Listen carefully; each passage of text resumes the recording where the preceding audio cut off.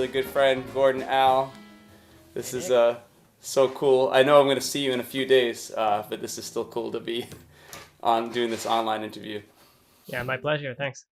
And I've tried to catch all the pre-interview info, but I'm only hitting record now, but I do want to go back to, because you were about to say something really inspiring about the ears versus tactile visual learning. And there are differences of people learn it, they have different comfort levels. Yeah.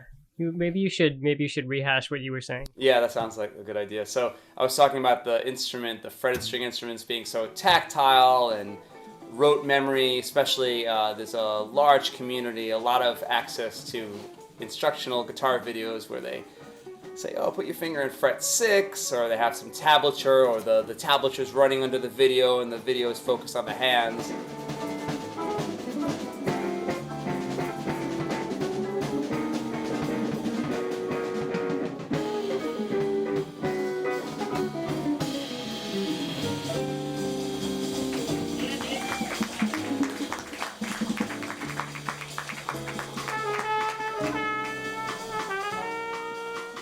As you know, you and I are full-time musicians.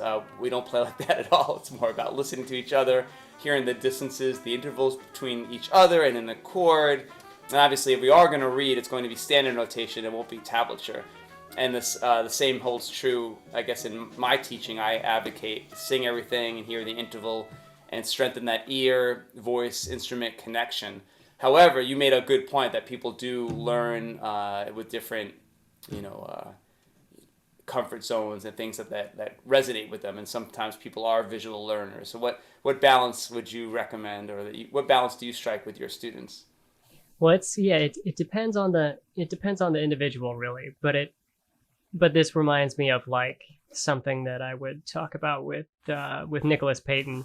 Like he would say ear is king, and that basically we should try to learn as much as we can by just by like osmosis and learning by ear. But then if you hear something that your ear doesn't understand, then that's kind of when you need to stop and like look up that thing and maybe study it, maybe analyze it like in a technical way, and like take it apart, maybe put it back together, test it out, and then like play with it until your ear then has a handle on it.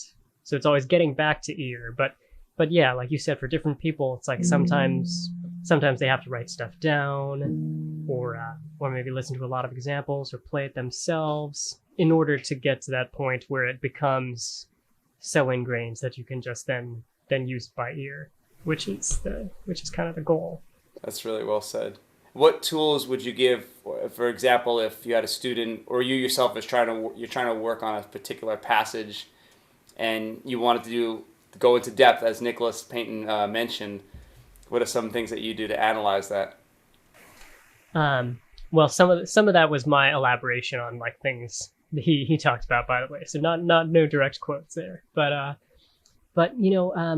guess for me, for a practice thing, I'm all about slowing stuff down and looking at smaller pieces, and then as you're getting comfortable, then zooming back out. Like if I'm, like if there's a really tricky chord in the middle of a song, maybe I'll tell students to do something like go over to the piano, or guitar if you have it. Although it's going to require more hands if you're a horn player. But you go to the piano, hold down the sustain pedal, play the chord, and then you could try playing like a scale over it, or just improvising over that one chord.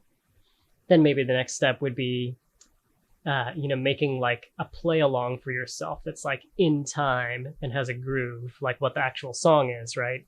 Then practicing over that. Then you might take like the 4-bar phrase that has the tricky chord in it and like make a loop of that, practice over that, and of course at a slower tempo if need be. And then basically you just put together these small building blocks until you get back to like, okay, here's the song. Oh, that makes so much sense. I feel like I've done that so many times. I feel like we all do that, but the way you said it is really inspiring. And also making our own backing track is helpful. I know many, many years ago when I know Jamie Abersol and a lot of the Music -1 play-alongs were popular. I found myself I gained a lot more when I made my own backing tracks, because then you get into the rhythm, you get into the voicings and the harmony, and then you're actually playing along with yourself, so you can also work on that dynamic and say, hey, as a rhythm section player, I'm laying that backing track down for myself. Maybe I could do it a little bit differently next time and tweak that as well. yeah, really invaluable, and for horn players as well. Like I always tell them, like learning piano or another chordal instrument is a necessity. That's so cool. And I know you're actually, I love the way you play piano. We've done some gigs where you'll play piano on the gig, and I know you're very humble about it, but that must add so much to your facility and your again, your in-depth ear playing trumpet and piano. And that's also such a great double too. Yeah, and it helps how you learn and your understanding of theory, and just extremely helpful. Yeah. Let's see. The other thing I wanted to ask you is, well, tell me about yourself a bit. I mean, I know I've been in your band, the Grand Streetstoppers, for, has it been a decade now? Yeah, a decade. It's so cool, and I'm also such a fan of yours. I mean, when you and I are like brothers from others, we also have this sixth sense of when I'm accompanying you or vice versa, we're playing off of one another.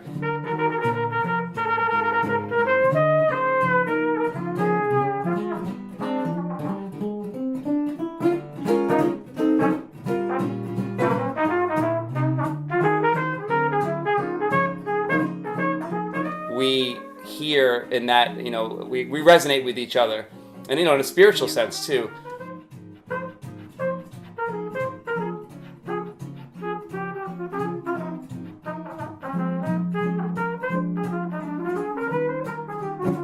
What things that, I don't know, what things go through your mind, or maybe no thoughts at all, when you're in that zone and you're improvising and interacting with another musician?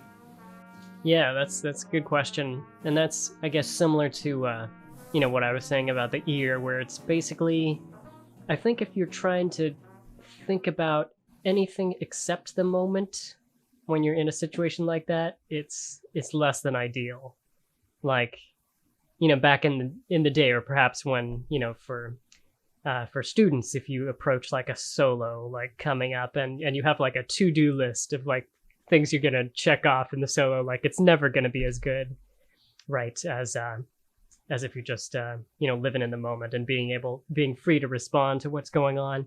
But that said, you have to do, practice is all about preparing yourself, and giving yourself the tools for that moment. And there's, as you know, there's so much homework you need to do, but a lot of it is ear training to be able to respond to stuff that's obviously happening on the bandstands, but then also being secure enough yourself in terms of like your ear training, but also your like theory knowledge and you're knowing the song, like the chords of the song, but also your like sense of rhythm and other things. Like you need to be stable on your own, and you need to have taken care of your own shit, basically. Yeah. Be able to be in that position where you have like the mental freedom to be able to then like look at the bigger picture, like creating something like with the group together. Oh, that's really well said. And what? Yeah, these interviews have been so healing for me. They're so organic, and it's just hanging out with my friends.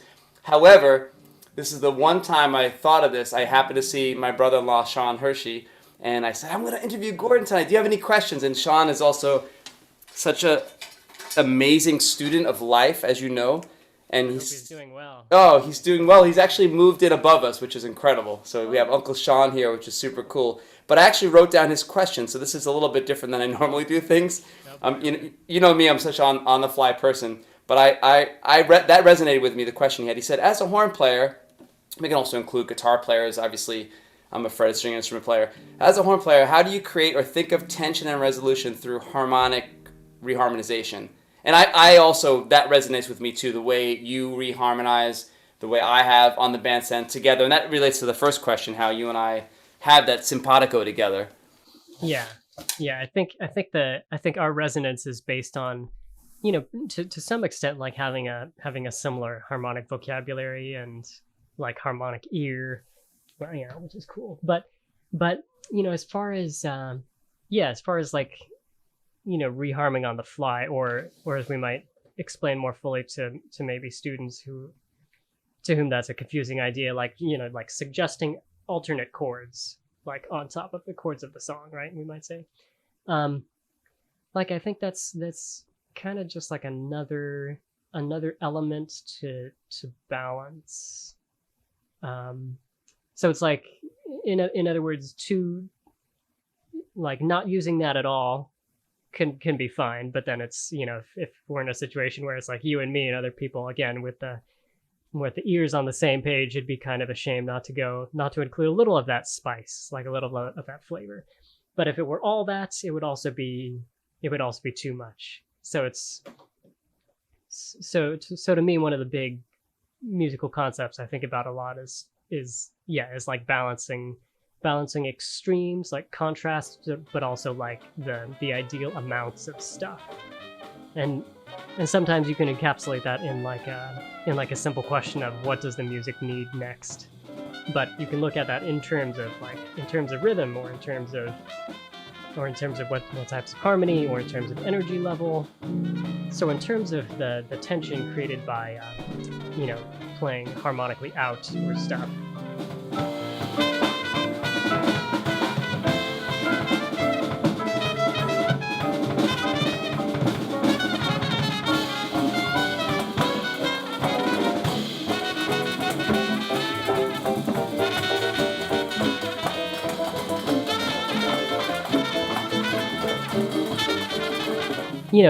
I'd be thinking about things like how much has stuff been in, I guess how much consonance has there been, and then kind of what would be expected next, and how much do you want to go with the expectations or throw in something surprising.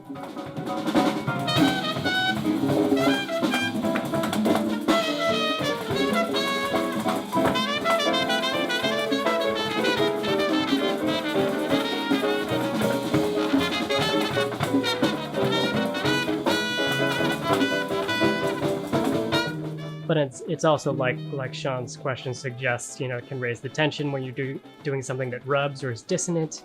So I might think about like kind of the energy level, or rather kind of the energetic shape of the solo or the song. Like is this building up towards something, and do I want to keep making it like ratcheting up the tension, or should this, or should this be a more relaxing moment and releasing that?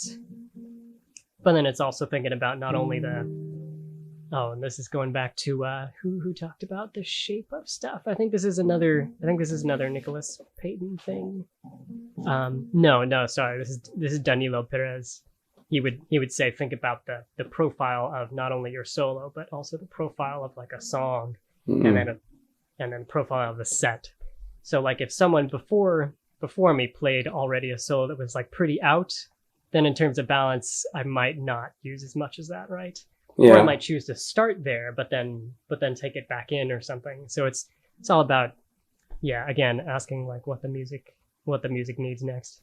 Oh yeah, and you're such a brilliant orchestrator. That's one of the things that I just always observe about you. And of course, an arranger. So it's so cool to hear you orchestrating and arranging on the fly on the gig. Of course, you're a prolific arranger, always writing arrangements not only for the Stompers but for your other projects, and as a how would you say, a side person arranger, where you get hired to arrange for other people as an arranger. I do commission work. So with that said, and then you're able to do that on the fly, and it just makes the music speak. And I should add to our audience that anytime I'm on a gig with you, when you're the leader, you are so generous on the bandstand, and all of us, I don't want to speak for everyone, but we want to hear Gordon out, and then you'll take the short little solo, but it'll be so badass. But you also make sure that you orchestrate it in a way that's very musical, so you wait for that moment, breaking up, into duos and trios and changing the texture, have us hit different things. So it's super cool to hear you also talk about that in terms of harmonic reharms, and whether that made sense coming before and after. Especially, again, we're all in, improvising in the moment. And you and I have been in so many different situations, including my group with Miles Griffith and Dr. David Pleasant, and just the rhythms could be so interesting and unique coming out of the Gullah Geechee culture. So we'll talk about that next too, about rhythm. But it's cool to hear what you said, about reharmonization. And I guess that also leads me to Sean's second question about rhythm. So, and this makes sense too. so curious about your approach to rhythm and how to practice it.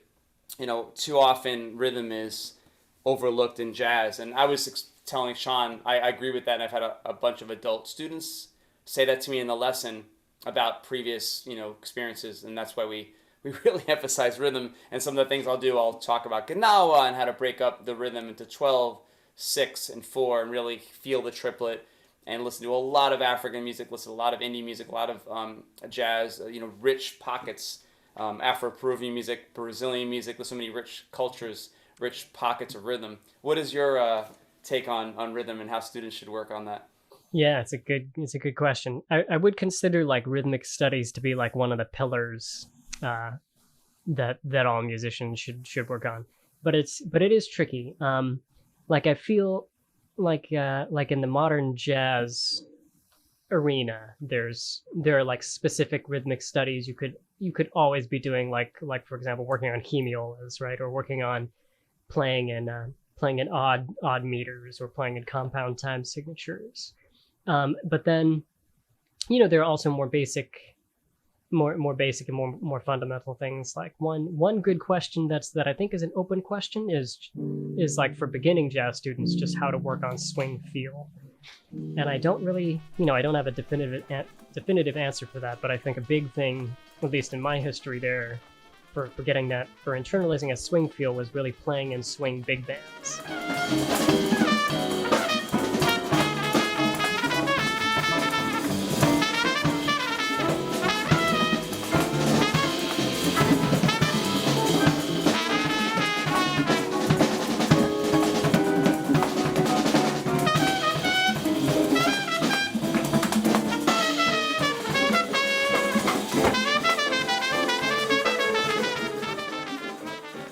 And especially like hearing like listening to great big bands with great drummers, especially, and like the way they will play on like a shout chorus in a big band where they're playing the fills to set up these rhythmic hits.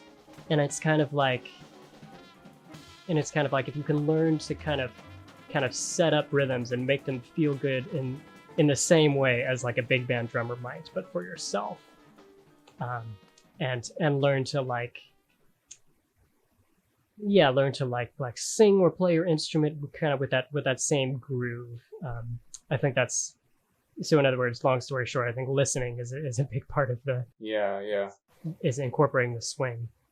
But then, as far as other things, so I said before, like I think a lot about balance and like contrasts and opposites. So in terms of like concretely how to practice this. Like in the past, I've done basically I'll take a concept like a spectrum, like let's say playing with the beat versus playing behind the beat or ahead of the beat, right? And I might take that and you could practice this with a play along and basically first just practice playing like improvising where you're just with totally in the middle of the beat all the time, right? And can you do that reliably is one question. And now, can you do that, but lay behind the beat? I don't know if this is being mirrored in the correct direction, but but let's say this is kind of like ahead of the beat. Is this the beat, or is this where you play the beat? Anyway, but let's say you're playing ahead of the beat all the time, so you're rushing. Can you do that? Can you do that consistently and like in a stable fashion, so it still feels good? In other words, it doesn't like feel frantic, because there's a way to do that, right? Right. Do that poorly, and there's a way to make it work. And then can you do the opposite by itself? Just lay back really dependably, but make it feel good. And then after you can do those things by themselves, then the next thing I would try is like playing contrasting phrases. Like try to improvise, but play one phrase that's way ahead, one phrase that's way behind. And part of practicing this is recording yourself and listening back and kind of evaluating like if I didn't know specifically what I was trying to do here, would I be able to hear the difference between these alternating phrases? Right? Oh, right. That's one of the bottom lines. And then you could go on from there after alternating phrases and do things like, can you play a single longer phrase that starts behind the beat, but gradually speeds up and gets ahead of the beat, or the opposite, right? And it's just, and then after, and these are just just ways of getting familiar, I guess, getting comfortable with playing at various points along that spectrum, right, of how you relate to the beat and your rhythms.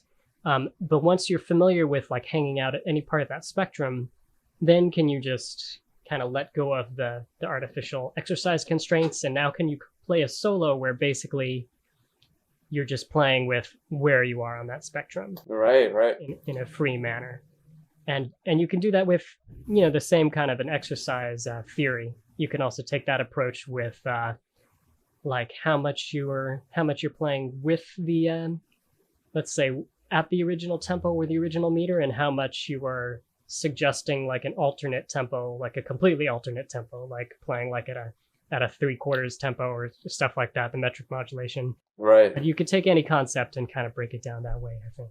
Yeah, that's super cool. I think that's so important to break things down to a super mini excerpt and then looping it over and over again. Yeah, I always think of being a sideman and how many times I have had to do that playing. You know, I played in a bunch of bands where there was at the old Knitting Factory where there was a lot of metric modulations, and even though everything was written out, sitting and just taking those 2 bars over and over again, and that's I enjoy that. I know if musicians don't get bored by that and they could sit and meditate on it, it's actually really a lot of fun to do. Mm-hmm. It's like sit there for a very long period of time and loop it. All right, cool. Maybe we'll play a little bit. Let's see. I have my arch top, so then the sky's the limit. I know when I was doing the interviews with my resonator, I have it tuned to a certain chord. And still, you still have a lot of freedom, but not as much freedom. So we'll just play. We could play back and forth.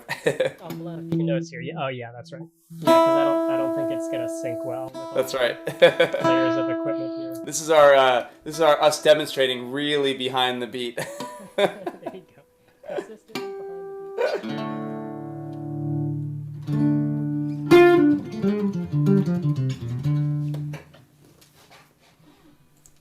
Let's see. How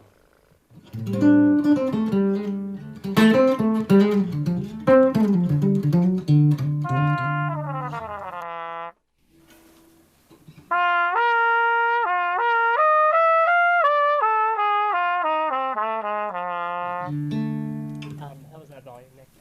It sounds pretty good. Yeah. Okay. How's the guitar volume? I may have adjusted it before. That sounds fine. Cool.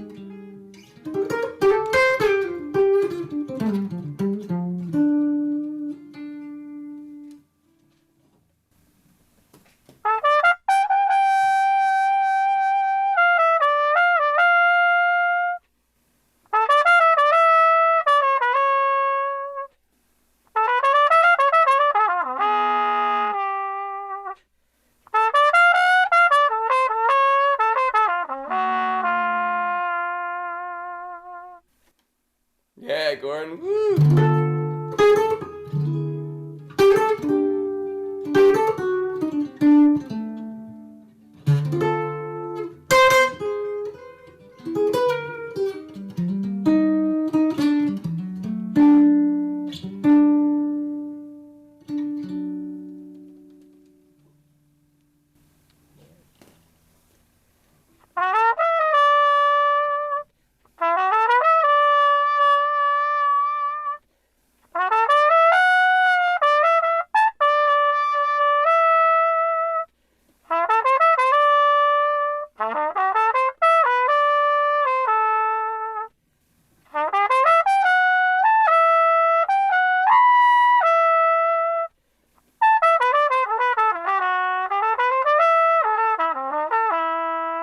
Yeah,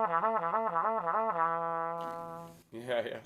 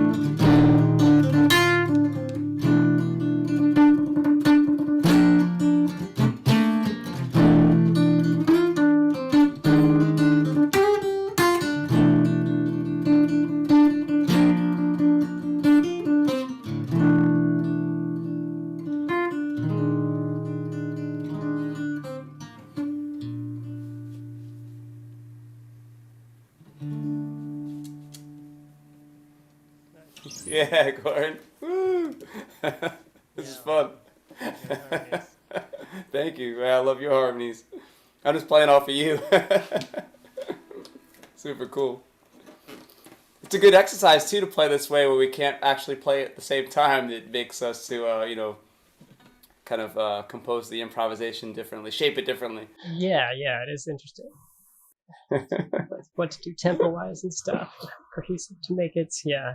The other thing I wanted to mention too is like I'm such a fan of yours too, so it's super cool to be not only a good friend of yours, but to play in your band and you play in my band.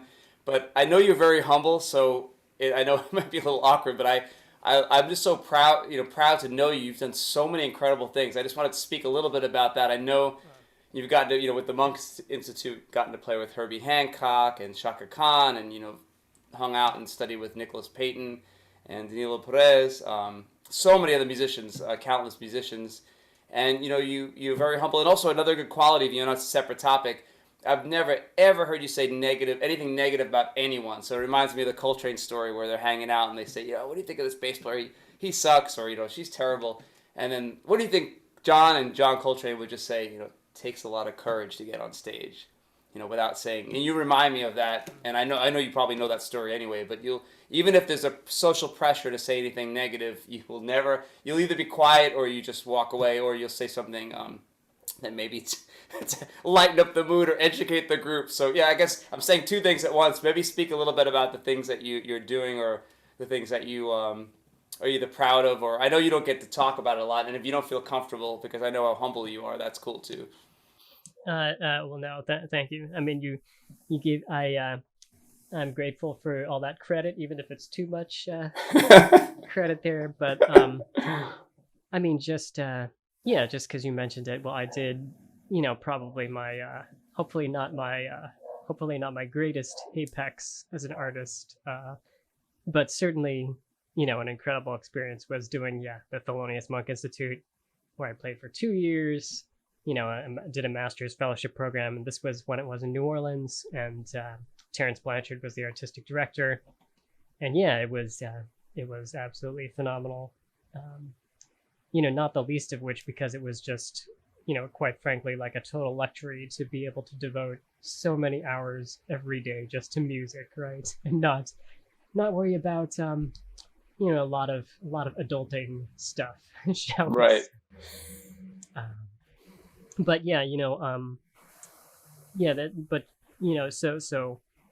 aside from the value of just having like basically a 2-year study sabbatical just to work really intensely on stuff and play with other great players, it was of course there was a lot of wonderful wisdom that I got from these jazz masters who would come and work with the group like one week out of every month on average.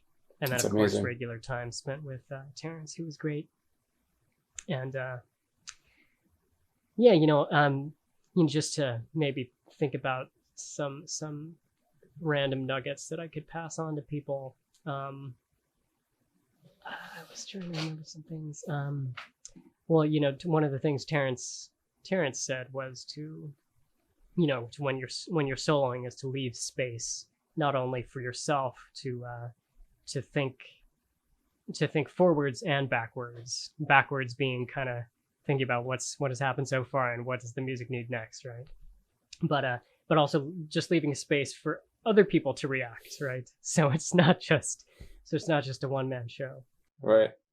And then speaking of thinking forward, another cool thing that I talked about with Nick and worked on was the importance of doing some exercises which specifically work on cultivating your mental quickness, like that especially, like how quickly your musical brain works. Like we did an exercise where we'd improvise over a standard tune, but try to play all the changes early, like arrive at the changes early. And so it forces you to think ahead and to know the song really well.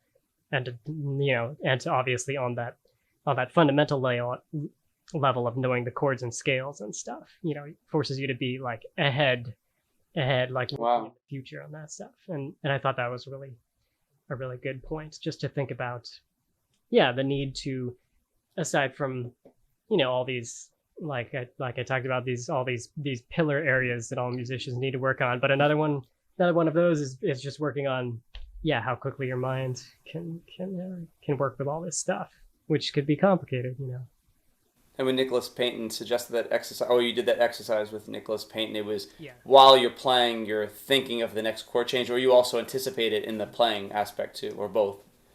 So it's specifically like playing, like arriving at the chord early in your improvising, Wow. like together with people who are playing it, who are playing the chords when they're supposed to come along. Wow. Yeah, it's a really tough, a tough thing and an interesting exercise. That's amazing. Or let's see what else. I mean, there are lots of good, like just small kind of one-liner things that things I've remembered though that have been helpful to me. Like Robert Glasper said to play more with people who throw you off. Right, with the idea kind of similar to that Nick Payton thing about like stopping and investigating the things that you don't understand more. It's that same idea where like, play with them, like get to know what they're doing that's throwing you off, and play with them until it doesn't throw you off anymore, basically. That's so cool that Robert sorry to interrupt you. That's so cool that Robert Glasper said that, because I feel like he's one of the people, him and Eric Lewis, just my time spent jamming with them at either the Blue Note or Cleopatra's Needle. I used to run the session at Cleopatra's, and Eric Lewis or Elu had the session on another night, but we would show up on each other's night. And then that's how I met Robert. Actually, his first time he sat in at Cleopatra's, he actually sat in on drums, and I had gotten hired last minute to fill in on bass, but on guitar by Phil Harper, who was running the session way before I had the gig.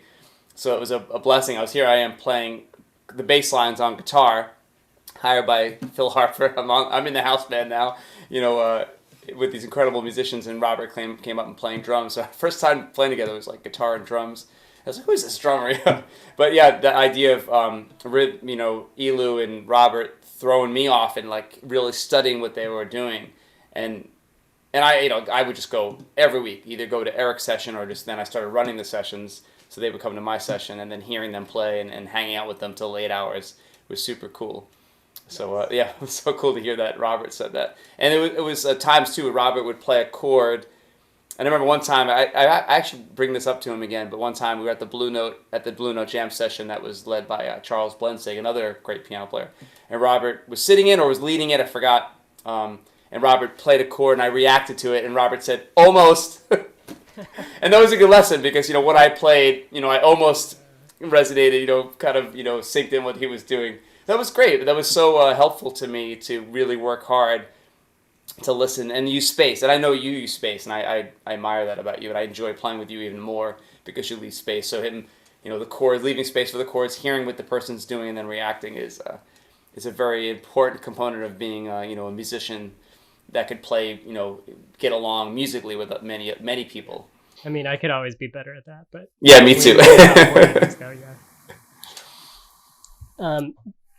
But let's see. So in addition to the the Monk Institute stuff I did, just to continue with this track, now I've been in New York for over a decade, and I've had a great time doing the Grand Streetstoppers stuff. I did earlier in my stay as a New Yorker, I did more modern jazz stuff, but I'm not doing that as much now, unfortunately. But I'd like to get back to some of that, and some of the reason I'm not doing that is just some financial realities of New York and the music scene, and standards like standards of pay and things like that. But yeah, certainly earlier on in New York, I played in this chordless quartet with the great tenor saxophone player Melissa Aldana. Yeah, we have a really good, a really cool album that I'm very proud of. Although it might be out of print now. Oh man, what's the name of the album again? That one is Second Cycle. Oh, cool. Yeah, it's called. But then I also did over the years. I did an album of basically jazz big band adaptations of basically Spanish original music, but in the vein of Spanish folkloric jota music, just similar to flamenco. I remember when you were working on that. That wasn't too long ago. Was that 4 or 5 years ago? I'm forgetting now. I would need to go back and look it up now. But yeah, that was an album by Carmen Paris, and it's really really cool stuff. And that was definitely stretching my abilities as in many ways, but with great results, I think. That was really cool. Yeah, on a big scale project. I got to, I went back to Boston and we recorded that using a bunch of my like former professors from Berklee and some others from NEC and stuff. And, I wound up, even though I was, just the arranger and then later a soloist on the album, then I wound up also being like musical director and conducting everything. Wow. That was a lot to take on, but a great experience and a wonderful album. And that album is called it looks like E-Jazz con Jota, but it could also be read as A-Jazz or almost Ayaz, like kind of women of with Jota. But that was definitely a cool project to highlight. I gotta check that out. I sort of remember you doing that a while ago, but I have to listen to that. So we should put some. People can get it from the interview, but maybe we could put some links too. Oh yeah, cool. I'll send you that. I think I hope that one is still in print. Yeah. Is there a Gord now a quartet or trio too that you had done before the Stompers? Or? Well, yeah, for modern jazz, I ran a sextet for a little while. Sextet. But it was kind of hard to get enough well-paying gigs for that group. But of course, I was less well experienced in New York at that time. Yeah, but I played with a sextet around town. That's so cool. Yeah, we're gonna do it soon. We've been corresponding text wise about doing a session soon, possibly the end of this month on a Friday. So yeah, that'd be great to do some more of that. Yeah. And also do some more writing with that. Yeah. Oh, this has been amazing, Gord, man. Thanks so much.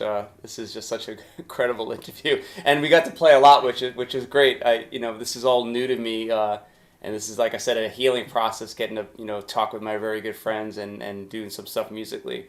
But also, this is a great little archive of the thing we played, and everything that you said was so inspiring. I'm so glad we got to do this. Well, thank you. Yeah. And coincidentally, I'm actually running to a big band rehearsal. First, I'm dropping off my drums to get them repaired, then go to a big band rehearsal. So I'm remembering you talked about big bands, and I feel that it is an important component of my life too. So many big bands that I play with. Yeah. What were we gonna say? I cut you off. Sorry, that last thing you were gonna say. Oh, I was just gonna agree with you about that, just the healing nature of stuff like this. 'Cause it's such a musical. I mean, not a musical desert if we're for those of us who have been really diligent and just practicing, working on our own stuff every day. But the interaction part of music, which is maybe the more important part of music. It's been such a desert for that in the last 14 months. Right. Yeah, it's great. It's great when we. We'll finally be able to get to play in person together more. Yeah, it's well said. We need it. I read somewhere, at least from. Oh, I know what it is. I think it's either a documentary. Cher has a cool documentary. I just saw the trailer about it just yesterday about an elephant and how this elephant is having issues because it was in captivity for so long. And elephants are very social creatures as well. And I didn't watch the movie yet, but I'm looking forward to seeing it and how.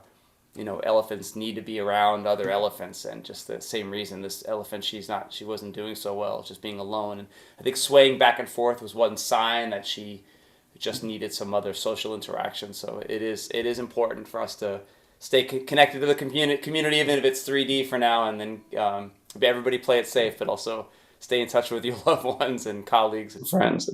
Yeah, indeed. Yeah. Well, thank you, man. You're amazing, Gordon. You're my brother from another. Yeah, well, thank you. Yeah. Nick, always great to talk with you. And yeah, if some random thoughts I've shared today are helpful for some of your students or other folks, then I'm happy. Yeah. You've at least reached me. That's all you need is to reach one person. So, and I'm sure you'll reach a lot more people. All right, thanks, man. I'll send you the link when it's up. Okay. All right. Well, thanks, Nick. Have a good rehearsal there. And thank you so much. Soon, actually. I'll see you soon. That's right. I'll see you tomorrow. No, Saturday. All right, bye. Okay. Take care, Nick. Take care.